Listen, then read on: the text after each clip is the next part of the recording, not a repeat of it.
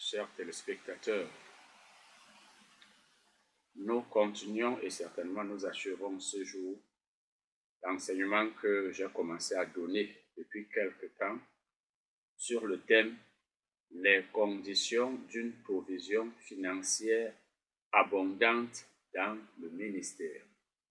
Il s'agit de voir quelles conditions une personne qui fait l'œuvre de Dieu, un ministre de la parole, doit remplir pour qu'il ait tout ce dont il a besoin pour le ministère, mais aussi pour lui-même. Les conditions d'une provision financière abondante. Nous avons déjà parlé de l'appel. Nous avons vu que lorsqu'une personne fait l'œuvre de Dieu, il faut qu'elle s'assure, qu'elle se soit assurée même avant que Dieu l'a appelée. C'est l'une des conditions les moins remplies aujourd'hui dans l'Église.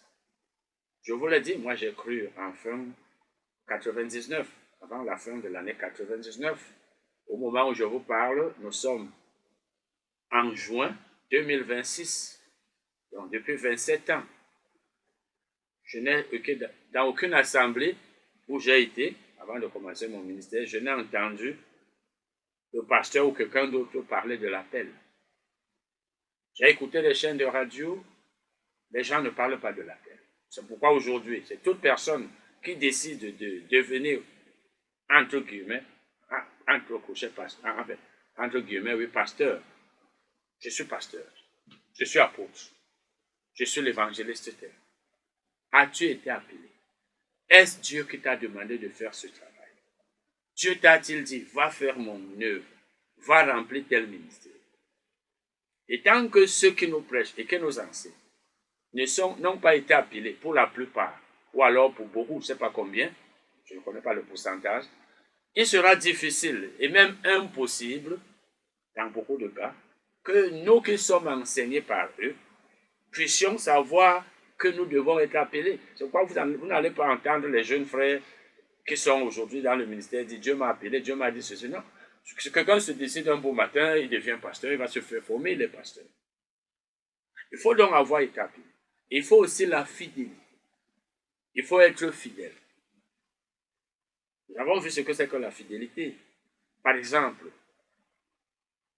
la Bible dit, Paul a dit à Timothée dans 2 Timothée 4, verset 5, remplis bien ton ministère. C'est-à-dire, assume bien tes responsabilités. La charge. On peut être ministre, mais on n'est pas en train de bien remplir le ministère. On peut même avoir été appelé. Il y en a aussi qui, après avoir été appelés, commencent à s'amuser, à faire des choses qu'ils ne doivent pas faire. Lorsqu'une personne a été appelée par Dieu, Dieu ne l'abandonne pas. Dieu ne la délaisse pas. Dieu ne l'oublie pas. Vous pouvez voir ça dans la Bible. Si Dieu t'appelle, Dieu étant fidèle et ayant tous les moyens pour subvenir aux besoins de son serviteur et de son ministère, il le fera.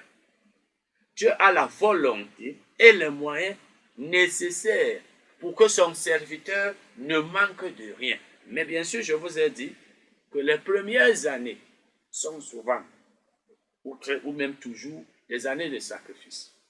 On ne fait pas l'œuvre de Dieu pour gagner de l'argent. On ne fait pas l'œuvre de Dieu pour être riche. Mais on le sera. Mais au départ, au commencement, pendant les premières années, on peut manquer de certaines choses. Mais si on est fidèle, le temps de Dieu arrive où on ne manque plus de rien, où on peut avoir c'est-à-dire une richesse très abondante. Vous allez voir que beaucoup de prédicateurs, beaucoup de ceux qui prêchent, qui enseignent la parole de Dieu aujourd'hui, sont très riches. Mais au départ, ils ont été pauvres. Au départ, au commencement, ils ont manqué de beaucoup de choses. Mais ça ne veut pas dire que tous ceux qui sont riches aujourd'hui le sont devenus parce qu'ils ont été fidèles ou parce qu'ils ont été appelés. Il y a aussi les non-appelés. Il y a les intrus. Il y a les serviteurs de Dieu qui se sont égarés même. Ils ont été appelés, mais ils ont commencé à suivre la voie de l'argent, de la richesse. Il y en a qui utilisent la puissance satanique. Il y a beaucoup de choses dans l'Église, nous savons tous. Donc ce ne sont pas tous ceux qui sont riches qui sont utilisés ou alors qui ont été fidèles ou qui ont été appelés. Il y en a qui ont eu une certaine quantité de richesse, mais après ils ont commencé à vouloir la multiplier. Ils ont commencé à enseigner de fausses doctrines. Je connais un. Donc je donnais toujours un bon témoignage. Mais aujourd'hui, quand vous l'écoutez, il est souvent dans l'argent. L'argent. Dieu va vous faire ceci, c'est l'argent. Je vais vous lire quelques versets, quelques passages bibliques pour vous montrer que lorsque Dieu appelle quelqu'un, il ne l'abandonne pas. Lorsqu'une personne fait l'œuvre de Dieu parce qu'elle a été appelée, Dieu est avec elle. Nous allons lire Josué 1, versets 1, 2 et 5. Josué 1, versets 1, 2 et 5. Après la mort de Moïse, serviteur de l'Éternel, l'Éternel dit à Josué, fils de Nun, serviteur de Moïse, Moïse, mon serviteur, est mort. Maintenant, lève-toi, passe ce Jourdain, toi et tout ce peuple, pour entrer dans le pays que je donne aux enfants d'Israël. C'est Dieu qui a demandé à Josué de remplacer Moïse. Si c'est Dieu qui t'a appelé, il faut que ce soit lui qui te trouve, il a même déjà trouvé un remplaçant. Aujourd'hui, certains ministères fonctionnent comme des patrimoines familiaux. Quand quelqu'un a ses biens dans sa famille, ses terrains, ses maisons, il peut décider que tel soit son héritier. C'est normal. Mais l'œuvre de Dieu n'est pas comme ça. Je connaissais un qui portait le titre de pasteur. Lorsqu'il est décédé, c'est sa femme qui est devenue pasteur. Une femme qui n'avait même jamais prêché quand son mari était vivant. Et même lorsqu'il est décédé, elle ne prêchait jamais. Elle se faisait accompagner par quelqu'un d'autre qui prêchait, mais c'est elle qui encaissait l'argent. Donc, l'œuvre de Dieu est devenue dans certains milieux comme un patrimoine familial. Si je ne suis plus là, mon épouse continue. Pendant même que je suis là, c'est elle mon assistante. C'est elle mon adjoint. Je voudrais que ceux qui sont dans le ministère, surtout ceux qui ont été appelés, parce que les non-appelés feront toujours les choses à leur manière. Ils ne s'appuieront pas très souvent sur la parole de Dieu. Sachant que on ne dirige pas un ministère par alliance, parce que tu es mon épouse, je suis pasteur, toi aussi tu es pasteur. Je suis apôtre, tu es l'apôtre, ou alors apôtre adjoint. Je suis, je ne sais pas, prophète, mon épouse est prophétesse. Ça n'a pas de sens. Mais on va toujours rencontrer de tels cas. À la maison, dans votre foyer, dans votre ménage, l'homme est le chef, la femme est l'adjointe. Elle est l'adjointe. Dans le ministère, ce n'est pas ça. Vous allez trouver aujourd'hui des ministères où la femme du pasteur vient donner des ordres aux membres de l'assemblée parce qu'elle est l'épouse. Tu es l'adjoint à la maison. Dans le ministère, c'est question d'appel. Celui qui est appelé, qui est assistant, c'est lui l'adjoint du dirigeant principal. C'est comme ça que ça devrait fonctionner. Nous continuons dans la lecture. Nul ne tiendra devant toi. C'est Dieu qui s'adressait ainsi à Josué. Tant que tu vivras, je serai avec toi, comme j'ai été avec Moïse. Parce que c'est moi qui ai appelé Moïse, parce que c'est Dieu qui avait appelé Moïse. Il était encore avec son peuple, le peuple d'Israël. Dieu l'a appelé pour le délivrer. Il lui a dit, tu vas délivrer mon peuple. Tu vas le faire entrer dans le pays que j'ai préparé pour lui. Il dit, je serai avec toi, comme j'ai été avec Moïse. Je ne te délaisserai point, je ne t'abandonnerai point. Pourquoi? Parce que je t'ai appelé. C'est comme un employeur, un patron, une entreprise, et même l'État qui recrute une personne. eh bien, l'employeur ne va jamais abandonner son employé en principe. Les besoins du bureau seront pourvus par l'employeur. Lorsque vous êtes fonctionnaire, l'État, qui est votre employeur, met à votre disposition tout ce dont vous avez besoin pour que le bureau dans lequel vous travaillez fonctionne bien et normalement. Dieu est même plus fidèle que l'administration, que les patrons qui sont des hommes, que les entreprises. Il n'abandonne pas, il ne délaisse pas celui qu'il a appelé. Dans tous les domaines, il est avec lui. Il lui dit ici, nul ne pourra tenir. Nous avons lu ça ici. Il dit, nul ne tiendra devant toi tant que tu vivras. Donc personne ne pourra te résister. Je serai avec toi. Dans toutes les guerres que vous aurez à livrer, tu seras vainqueur. Parce que c'est moi qui t'ai appelé. C'est comme ça le ministère, chers frères et sœurs. Mais c'est parce que Dieu l'avait appelé. Nous allons lire Chronique, 1 Chronique 25. Je veux dire 28. 1 Chronique 28, versets 5 et 6. 1 Chronique 28, versets 5 et 6. Nous savons que c'est Dieu qui a appelé David. Vous savez comment il a été oint par Samuel. Les frères de David sont passés devant Samuel qui pensait que le plus âgé, enfin l'un d'eux, était celui-là qui devait oindre. Dieu lui a dit non, ce n'est pas lui, c'est quelqu'un d'autre. C'est donc Dieu qui a appelé David au ministère. Ce qu'il a appelé, qu'il a envoyé faire son œuvre. Ici donc au verset 5 et 6, il est écrit, c'est David qui parlait ici, à son fils, au peuple même. Il disait ça au peuple. Entre tous mes fils, car l'Éternel m'a donné beaucoup de fils, il a choisi mon fils Salomon. Ce n'est pas moi qui l'ai choisi. Mais c'est différent du cas où, comme par exemple, Anne a demandé à Dieu un fils qui devait le prêter, c'est-à-dire lui donner. Donc, Samuel est né. Il a été consacré. Il est né même pour travailler pour Dieu. Il est possible que tu aies demandé à Dieu un fils pour qu'il travaille dans ton ministère. Dans ce cas, ce n'est pas toi qui l'as choisi. C'est Dieu qui te l'a donné, mais tu as demandé. Mais ici, la Bible dit, Dieu a choisi Salomon. David dit donc, il a choisi mon fils Salomon. Ce n'est pas moi, David, qui ai choisi. Donc, cher pasteur, ne choisis pas quelqu'un comme dirigeant du ministère, comme, c'est pas moi, assistant, comme remplaçant, sans que ce soit la volonté de Dieu. Si c'est Dieu qui dit que ce sont ton fils, c'est normal. Dieu sera avec nous. Pour le faire asseoir sur le trône du royaume de l'Éternel, sur Israël. Il m'a dit, David dit ici, Dieu m'a dit. Pas nos choses que nous disons souvent. Parce que souvent nous disons Dieu m'a dit. Je connais des gens qui aiment ça.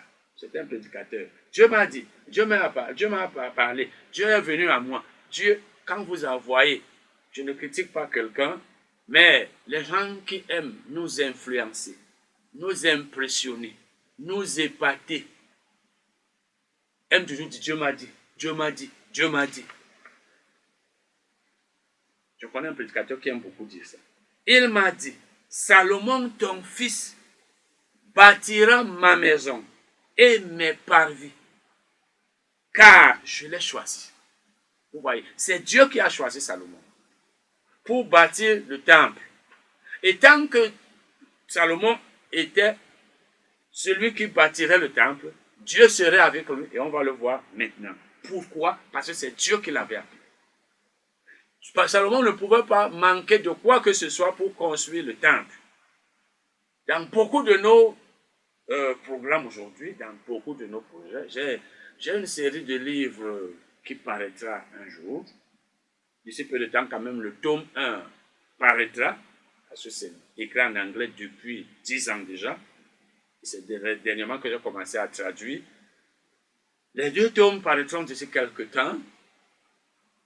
Le thème, c'est donner et recevoir la parole de Dieu et les pratiques de l'Église.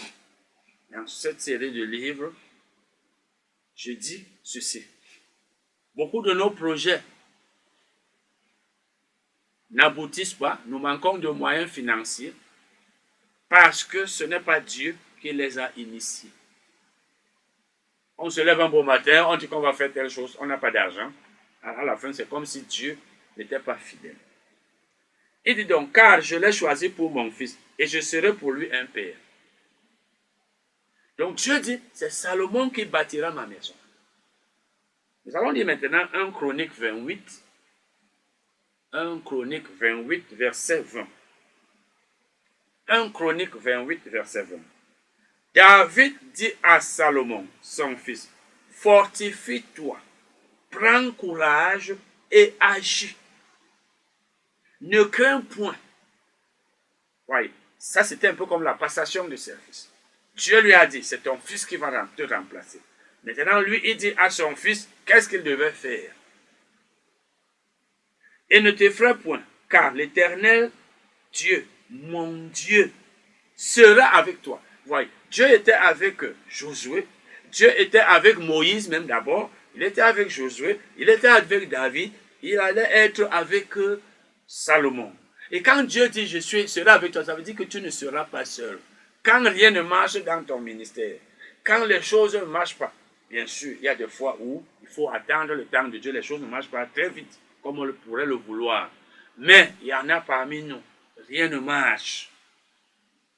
Et rien ne marchera comme cela se doit. C'est pourquoi souvent nous utilisons des pratiques, des méthodes, des choses qui ne sont pas bibliques pour que nous ayons de l'argent. Et ce n'est pas la volonté de Dieu. Il dit donc, David dit à Salomon, la Bible nous dit, son fils, fortifie-toi, prends courage et agis. Ne crains point et ne t'effraie point, car l'Éternel Dieu, mon Dieu, sera avec toi. Il ne te délaissera point. On a vu que Dieu a dit ça, la même chose à Josué. Il ne t'abandonnera point jusqu'à ce que tout l'ouvrage pour le service de la maison de l'Éternel soit achevé. Vous voyez donc que cela veut dire que Dieu allait être avec Salomon jusqu'à ce que l'œuvre, c'est-à-dire la construction du temple fut achevée. Quand Dieu te dit va faire quelque chose, va réaliser tel projet, va faire telle œuvre, il est avec toi jusqu'à ce que tu finisses. Lorsque nous lisons Jean 17, 4, nous voyons que Jésus a dit à Dieu, j'ai achevé l'œuvre que tu m'as donné à faire. Dieu n'abandonne pas son serviteur. Donc, étant donné que c'est Dieu qui avait appelé Salomon, et lui avait confié ce travail, cette œuvre-là, l'argent n'allait pas manquer. Et quand vous lisez 1 Corinthiens 29, je veux dire 1 Chronique 29, vous voyez très bien qu'ils avaient eu tout ce dont ils avaient besoin. Les gens avaient donné volontairement, et il y en avait suffisamment. Les offrandes étaient nombreuses et le temple avait été construit. Bon, vous allez encore avant, au temps de Moïse, si vous lisez Exode 36, versets 3 à 7. Exode 36, versets 3 à 7. Vous allez voir que rien n'avait manqué pour la construction du sanctuaire, du tabernacle. Ça, c'était au temps de Moïse. C'est Dieu qui avait dit à Moïse, si vous lisez dans Exode 25, verset 1 et suivant, va dire à mon peuple qu'il m'apporte une offrande. Ceux qui ont la volonté. Les gens qui avaient la volonté en avaient tellement donné qu'on avait été obligé de leur dire arrêtez. Parce qu'il y en avait déjà trop. Vous avez déjà vu ça aujourd'hui dans nos ministères? Certainement, ça arrive. C'est même déjà arrivé dans mon ministère. Donc, Dieu te dit, va construire le sanctuaire. Il est avec toi. Rien ne va manquer. C'est la même chose donc qui s'est passé au temps de Moïse. Nous allons maintenant continuer. Et vous voyez donc que quand Dieu appelle quelqu'un, il est avec lui. S'il a un projet financier, Dieu envoie des gens pour subvenir aux besoins et son serviteur ne manque de rien. Nous allons lire maintenant 1 Timothée 6, verset 10. Parce que nous étions en train de voir que Parce que c'est ça que je continue. Je voulais juste, ça c'était une petite parenthèse pour montrer que Dieu n'abandonne pas celui qui l'a appelé. Je vais donc continuer maintenant de parler de la fidélité. Nous avons vu que la fidélité consiste, entre autres choses, à ne pas aimer l'argent. Le serviteur de Dieu fidèle n'aime pas l'argent. Ça ne veut pas dire qu'il ne veut pas d'argent. Il en veut, mais il n'aime pas l'argent. Moi, j'ai besoin de beaucoup d'argent. J'ai par exemple un projet qui a des dizaines de millions. L'implantation, la construction, l'achat de terrain du ministère, il y a même déjà des bâtiments là, beaucoup de choses. Je peux même dire que c'est à 100 millions parce que quand je vois tous les petits détails avec un petit obstacle qui a eu un certain temps. Donc j'ai besoin d'argent et de beaucoup d'argent. Mais il ne faut pas que j'aime l'argent. C'est différent. On peut avoir beaucoup d'argent, mais on n'aime pas l'argent. On peut être pauvre, mais on aime l'argent plus que ceux qui en ont. C'est l'amour de l'argent qui est mauvais. Ce n'est pas le fait de posséder l'argent. Donc le serviteur de Dieu fidèle n'aime pas l'argent. Mais il utilise de l'argent. Et il est prêt à recevoir beaucoup d'argent. Et c'est même la volonté de Dieu. Parce que l'amour de l'argent nous pousse les hommes à faire des choses qu'ils ne devraient pas faire. Par exemple, la Bible nous dit que l'amour de celui qui aime l'argent n'est pas rassasié par l'argent. Quand tu aimes l'argent, tu veux toujours en avoir plus. L'amour de l'argent est un péché. Et c'est appelé la cupidité. Un serviteur de Dieu fidèle n'aime pas l'argent. Le serviteur de Dieu infidèle, c'est lui qui aime l'argent. Et l'amour de l'argent est l'une des choses qui pousse certains prédicateurs aujourd'hui, certaines personnes qui portent le titre d'homme de Dieu, qui les poussent donc à enseigner de fausses doctrines. Vous allez lire dans la Bible, le Nouveau Testament. Vous verrez que les fausses doctrines sont enseignées par des gens qui ont pour but le gain financier, la recherche de l'argent. Ils veulent être riches. Elles veulent être riches, ces personnes. La recherche du gain et de la richesse facile. C'est ça parce que les fausses doctrines enrichissent très vite. Dans mon pays même, j'en connais, ils sont spécialistes en fausses doctrines. En un clin d'œil, ils se sont enrichis. Et ils continuent. Parce que dans certains milieux chrétiens, ils sont nombreux, les vrais comme les faux chrétiens, qui aiment entendre les fausses doctrines, les fables, où on leur promet le ciel et la terre, on leur donne l'impression qu'ils n'ont pas besoin de faire quoi que ce soit, ils n'ont pas besoin de fidélité, ils n'ont pas besoin de tout ce qu'on doit faire, que la Bible exige. Non, il faut seulement qu'ils soient là, la vie est facile. Bon, je vais lire maintenant 1 Timothée 6, verset 10. Car l'amour de l'argent est une racine de tous les maux. Et quelques-uns, en étant possédés, se sont égarés loin de la foi et se sont jetés eux-mêmes dans bien des tourments. L'amour de l'argent est une racine de tout ce qui est mal, de tous les maux. Parmi ces maux, il y a les fausses doctrines. Cette richesse-là, donc, ne vient pas de Dieu. Donc, si tu t'es enrichi en enseignant de fausses doctrines, ou alors l'amour de l'argent t'a poussé à être riche, ça ne vient pas de Dieu. Nous parlons de la provision financière abondante qui vient de Dieu. Donc, 2 Corinthiens 2, verset 17. Car nous ne falsifions point la parole de Dieu, comme font plusieurs, mais c'est avec sincérité. Mais c'est de la part de Dieu que nous parlons en Christ devant Dieu. Donc nous sommes sincères. Nous parlons ayant Dieu pour témoin. Parce que si nous mentons, Dieu saura que nous sommes en train de mentir. Nous ne falsifions pas. C'est ce que Paul disait. Et c'est comme ça que Paul était. Et le mot grec traduit ici par falsifier, en fait, c'est faire du colportage. Donc nous ne sommes pas des personnes qui vendent, comme des marchands, des vendeurs ambulants. Il y avait autant de Paul, des gens qui prêchaient l'évangile ici et là, mais leur but était de gagner de l'argent. Un serviteur de Dieu ne fait pas cela quand il est fidèle. Je vais lire dans la version Semeur. En tout cas, nous ne sommes pas comme tant d'autres qui accommodent la parole de Dieu pour en tirer profit. C'est avec des intentions pures, donc, et non pas d'intentions pures. Il y a beaucoup de gens dans le ministère qui n'ont pas d'intention pure. Ils sont devenus riches, mais Dieu sait qu'est-ce qu'ils ont utilisé comme manière, comme méthode, de la part de Dieu dans l'union avec le Christ, etc. Paul a beaucoup souffert. Paul a jeûné. Paul a manqué de nourriture à certains moments. Mais il est resté fidèle, intègre, et après il est devenu riche. Nous allons lire Philippiens 4, 17 et 18, et nous allons conclure. Ce n'est pas que, Philippiens 4, 17 et 18, ce n'est pas que je recherche les dons, mais je recherche le fruit qui abonde pour votre compte. Verset 18, j'ai tout reçu, et je suis dans l'abondance. J'ai été comblé de biens, etc., etc. Paul qui a été pauvre, qui a manqué de beaucoup de choses, vous pouvez même lire les versets précédents, a fini par avoir tout ce dont il avait besoin. Parce qu'il est resté fidèle. Et Paul nous a dit, soyez mes imitateurs comme je le suis moi-même de Christ. 1 Corinthiens 11, verset 1. Christ n'était pas un ami de l'argent. Paul n'était pas un ami de l'argent. Les serviteurs fidèles de Dieu n'aiment pas l'argent, mais Dieu les a enrichis lui-même. Alors nous allons nous arrêter là aujourd'hui. Et nous avons fini avec cet enseignement sur les conditions d'une provision financière abondante dans le ministère. Nous continuerons avec un autre enseignement une autre fois. Amen.